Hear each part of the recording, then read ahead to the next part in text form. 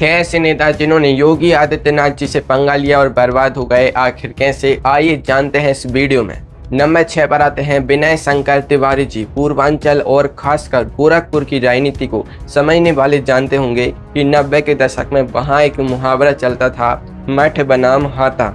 एक तरफ गोरखनाथ पीठ के महंत का प्रभाव और दूसरी तरफ हरिशंकर तिवारी जी का हाथा, जहाँ से पूर्वांचल के ठेके पट्टे, बाहुबल और सियासी फैसले तय होते थे। हाथा खुद को सरकार के समानांतर एक अदालत समझता था। जब 2017 में महंत योगी आदित्यनाथ जी सूबे के मुख्यमंत्री की कुर्सी पर बैठे, तब भी तिवारी हाथे को लगा कि उनकी चौधराहट वैसी ही चलती रहेगी जैसी पिछले 30 सालों से चलती आई थी। हरिशंकर तिवारी जी के बेटे विनय शंकर तिवारी जी ने 2017 में बसपा के टिकट पर चिल्लूपार से जीत दर्ज की और फिर 2022 में सपा का दामन थामकर सीधे तौर पर योगी सरकार की नीतियों और प्रशासनिक बुलडोजर की खुली चुनौती दे डाली। वे रैलियों में दहाड़ते हुए यह भूल गए कि अब लखनऊ की गद्दी पर बैठा शख्स उनकी हर नस से वाकिफ है। लेकिन जरा ठहरिए, क्या केवल चुनावी हार से हाथा ढह गया? 2022 के विधानसभा चुनाव में जनता ने चिल्लूपार में हाथे का तिलिस्म तोड़ा और विनय तिवारी जी चुनाव हार गए। मगर असली खेल तो चुनाव के तुरंत बाद शुरू हुआ, जब कानूनी फाइलों की धूल झड़ाई गई। 774 करोड़ रुपए की विशालकाय बैंक लोन घोटाले की जांच में सीधे प्रवर्तन निदेशालय यानी ईडी की एंट्री हो गई। लखनऊ, गोरखपुर, मुंबई और नोएडा के ठिकानों पर ताबड़तोड़ छापे पड़े और ईडी ने इनकी सैकड़ों करोड़ की व्यावसायिक व आवासीय संपत्तियां कुर्क कर ली। इसके बाद विनय जी को सीधे गिरफ्तार कर जेल की सलाखों के पीछे भेज दिया गया। आज आलम यह है कि जिस हाथे पर कभी मंत्रियों, विधायकों और आला अफसरों की कतारें लगती थी, वहां आज सन्नाटा पसरा है और विनय शंकर तिवारी जी अदालतों के चक्कर काटते हुए अपने अस्तित्व की सबसे कठिन लड़ाई लड़ रहे हैं। नंबर 5 पर आते हैं गायत्री प्रसाद प्रजापति जी। 2012 से 2017 के दौरान अखिलेश यादव सरकार में गायत्री जी वो सुपर पावरफुल खनन मंत्री थे जिनकी तूती पूरे उत्तर प्रदेश में बोलती थी। बीपीएल कार्ड धारक से चंद सालों में अरबपति बनने वाले गायत्री जी के एक दस्तखत पर बुंदेलखंड से लेकर पश्चिमी यूपी तक मोरंग और बालू की नदियां बहती थी। उस दौर में जब योगी आदित्यनाथ जी सांसद के तौर पर अवैध खनन और सिंडिकेट का कच्चा चिट्ठा संसद में खोलते थे, तब गायत्री जी सत्ता की खुमारी में चूर होकर विपक्ष का मजाक उड़ाया करते थे। उन्हें लगता था कि सरकार उनकी जेब में है और कानून उनकी चौखट का गुलाम। लेकिन सियासत का एक नियम है कि जब सत्ता का नशा उतरता है तो हकीकत बहुत बेरहम होती है। 2017 के विधानसभा चुनाव से ठीक पहले सुप्रीम कोर्ट के कड़े तीवर के बाद इन पर सामूहिक दुष्कर्म का मुकदमा दर्ज हुआ। अब सोचिए, क्या योगी सरकार आने के बाद ये बच पाए? जैसे ही मार्च 2017 में योगी सरकार ने शपथ ली, पुलिस ने गायत्री जी को पाताल से ढूंढ निकाला और जेल में डाल दिया। उसके बाद कोर्ट ने बिना किसी रियायत के इन सामूहिक दुष्कर्म के संगीन मामले में सीधे उम्र कैद की सजा सुना दी। लेकिन क्या झटका सिर्फ जेल जाने तक सीमित था? असल बर्बादी तब शुरू हुई जब ईडी और विजिलेंस ने उनकी अवैध कमाई की परतें उधेड़नी शुरू की। लखनऊ, अमेठी, कानपुर से लेकर मुंबई तक फैली इनकी 50 से अधिक बेनामी संपत्तियां, आलीशान विला और बैंक खाते सील कर दिए गए। आज का हाल यह है कि कभी सत्ता के गलियारों में सीधा थान कर चलने वाले गायत्री जी जेल की तन्हाई में बीमारियों और दर्जनों मुकदमों के बोझ तले दबे हैं और उनका पूरा राजनीतिक वजूद जमींदोज हो चुका है। नंबर 4 पर आते हैं विजय मिश्रा जी। भदोही की ज्ञानपुर सीट से 4 बार लगातार विधायक रहे बाहुबली विजय मिश्रा जी का नाम पूर्वांचल में खौफ का दूसरा पर्याय था। चाहे कालीन उद्योग की उगाही हो, सरकारी ठेके हों या जिला पंचायत के चुनाव, विजय मिश्रा जी मैजी के बिना पत्ता भी नहीं हिलता था। 2017 में सत्ता बदलने के बाद भी इन्होंने अपनी रंगदारी और दबंगई छोड़ने से इनकार कर दिया।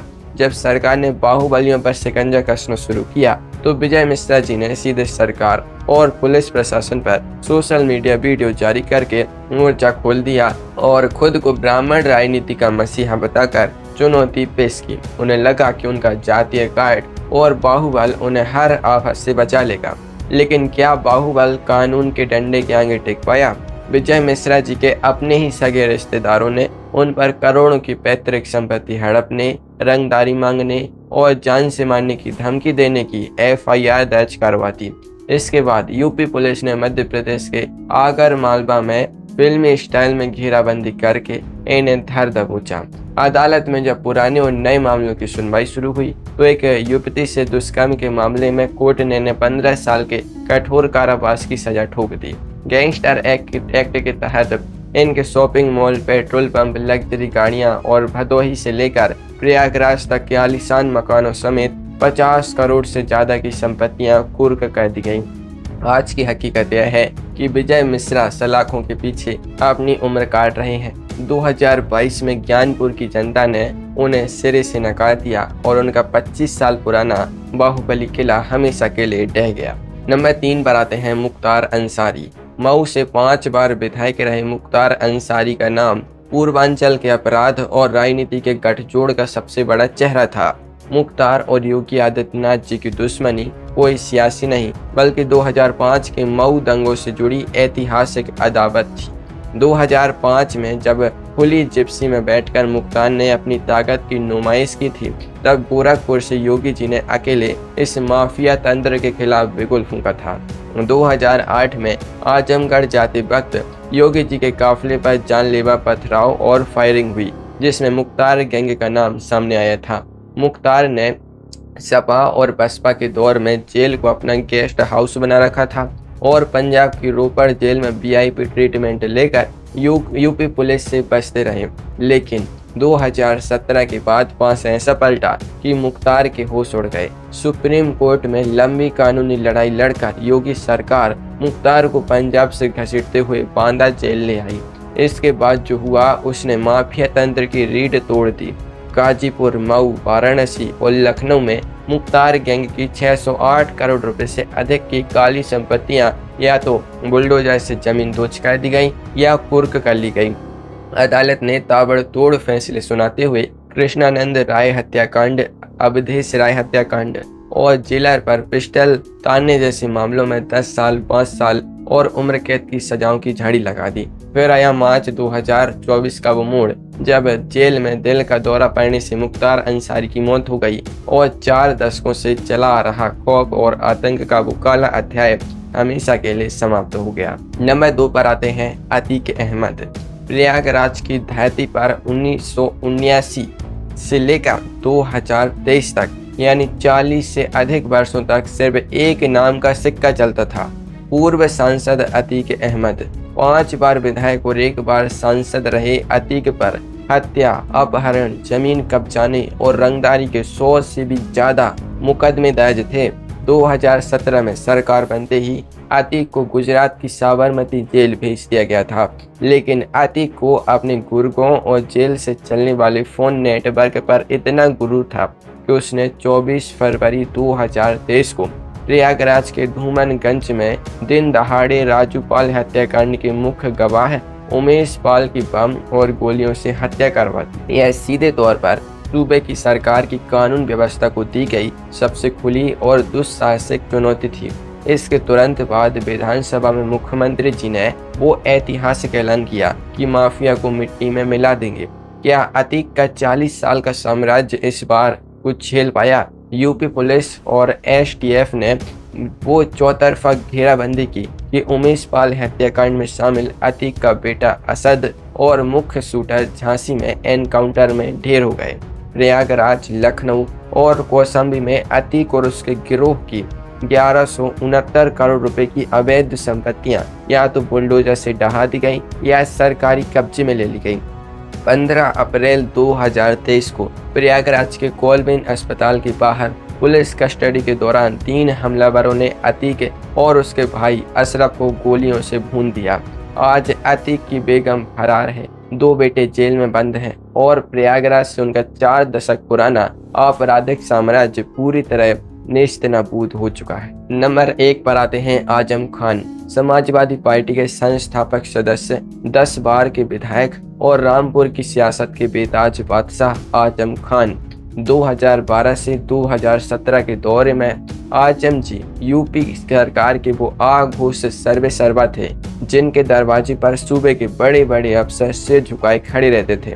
उस दौर में आजम जी ने विधानसभा से लेकर सार्वजनिक मंचों तक योगी आदित्यनाथ जी, गोरक्षनाथ पीठ और साधु संतों पर बेहद तीखे, कड़वे और मर्यादाहीन व्यक्तिगत हमले किए। आजम जी को अपनी ताकत का ऐसा गुमान था कि उन्होंने सरकारी तंत्र, शिया सुन्नी वक्फ बोर्ड और स्थानीय किसानों की जमीनी को अपने मनमाने तरीके से समेटकर रामपुर में अपनी ड्रीम जौहर यूनिवर्सिटी खड़ी कर दी। वे खुद को कानून की सीमाओं से परे मानते थे, लेकिन मार्च 2017 में सत्ता का तख्ता पलट होते ही कानून की ऐसी आंधी चली कि आजम खान का पूरा किला ताश के पत्तों की तरह बिखरने लगा। आजम खान, उनकी पत्नी तजीन फातिमा और बेटे अब्दुल्ला आजम पर जमीन कब्जाने, सरकारी काम में बाधा डालने, किताबों की चोरी, भैंस बकरी की चोरी से लेकर फर्जी जन्म प्रमाण पत्र और भड़काऊ भाषण के 80 से ज़्यादा मुकदमे दर्ज हुए। फर्जी जन्म प्रमाण पत्र और हेट स्पीच मामलों में कोर्ट ने सजा मिलते ही आजम जी की विधानसभा सदस्यता छिन गई। चुनाव लड़ने पर कानूनी पाबंदी लग गई और चुनाव आयोग ने उनका वोट देने का अधिकार भी निरस्त कर दिया।